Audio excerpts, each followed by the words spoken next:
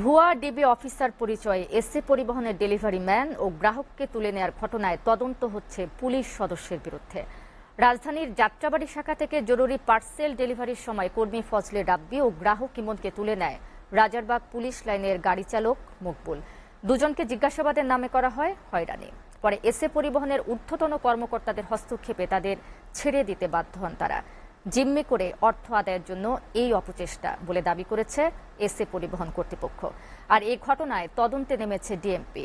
ওয়ারিজোনের উপপুলিশ commissioner জানান, মকবুলের বিরুদ্ধে নেওয়া হচ্ছে বিভাগীয় ব্যবস্থা। সোহান খানের প্রতিবেদন। দীর্ঘ ৪২ বছর ধরে গ্রাহকদের জরুরি ডাক ডকুমেন্ট ও পার্সেল সেবা দিয়ে আসছে দেশ সেরা প্রতিষ্ঠান এসএ পরিবহন পার্সেল অ্যান্ড কুরিয়ার সার্ভিস। দ্রুততার সাথে সেবা দেওয়ায় গ্রাহক সেবায় এখন শীর্ষে। ৭ জুন বৃহস্পতিবার রাত ৯:১৫টায় রাজধানীর ব্যস্ততম যাত্রাবাড়ী শাখায় গ্রাহকদের পার্সেল বুঝিয়ে দেওয়ার সময় ডেলিভারি ম্যান ফয়েজ রাব্বি ও গ্রাহক ইমনকে ডিবি পুলিশ অফিসারের পরিচয় তুলে নিয়ে যায়। যাত্রাবাড়ী বিবির বাগিচায় এসএ পরিবহনের অফিস থেকে তাদেরকে নিয়ে যায় টোল প্লাজা পেরিয়ে কাজলা এলাকায়।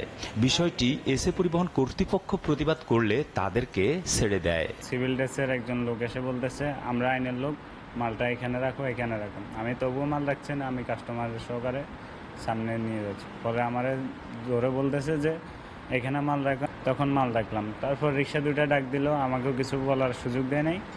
ওনারা রিক্সা দুইটা ডাক দিয়ে বলে যে রিক্সায় উঠো, আর মালটা রিক্সায় উঠে নিয়ে ওনাদের সাথে আমাকেও নিয়ে গেছে। খবর পেয়ে অনুসন্ধানে নামে এসএটিবি। তথ্য মিলে ভুয়া ডিবি অফিসার পরিচয়ে দুজনকে ধরে নেওয়া ব্যক্তিটি পুলিশের গাড়ি চালক কনস্টেবল মকবুল, যার দায়িত্ব রাজারবাগে।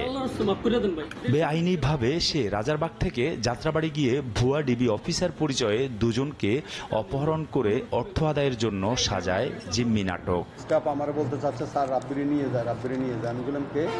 ওই মানুষ দুজন সিভিল ড্রেস। মানুষ দুজন কে হতে পারে? নিশ্চয় ওইটা হয়তো পুলিশের কোনো লোক। তো কী জন্য কি কার্টুন একটা মাথাত করে নিয়ে গেছে রাব্বি গেটের বাইরে, পুলিশে বলতে চাচ্ছে গাড়িতে।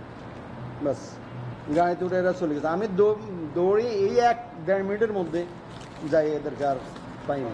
যে ডিবি পুলিশ মানে সিভিলে থাকে। তো ওরা যখন এইটুকু বলছে, আর আমি এই বিষয় নিয়ে ওদের সাথে মানে তো কোনো তর্কে জড়াই নেই। এরাও রিক্সা বসে নিছে, ওরাও রিক্সা দিয়ে গেছে ওখানে, আর এরে মাথা থেকে মাল নিয়ে কথা বলতে দেয়নি। ঘটনা জানার পরই তদন্ত শুরু হয়েছে বলে জানান ডিএমপির ওয়ারি বিভাগের উপপুলিশ কমিশনার। সে এই মুহূর্তে পরিবহন সেকশনে আছে, পরিবহনের ড্রাইভার, বাট সে এখানে এসেছে, ডেফিনেটলি অন্যায় করেছে, এবং কেন করেছে, কিভাবে করেছে বিষয়টা অনুসন্ধান করে আমি রিপোর্ট দিব। অবশ্যই সংশ্লিষ্ট বিভাগ তার বিরুদ্ধে ব্যবস্থা নেবে। বেআইনি তৎপরতার জন্য তার বিরুদ্ধে কঠোর শাস্তিমূলক ব্যবস্থা নেয়ার কথাও জানান ইকবাল হোসাইন। অপরাধ প্রমাণিত হলেও ১০০% সে শাস্তির আওতায় চলে আসে। সোহান খান, এসএটিভি, ঢাকা।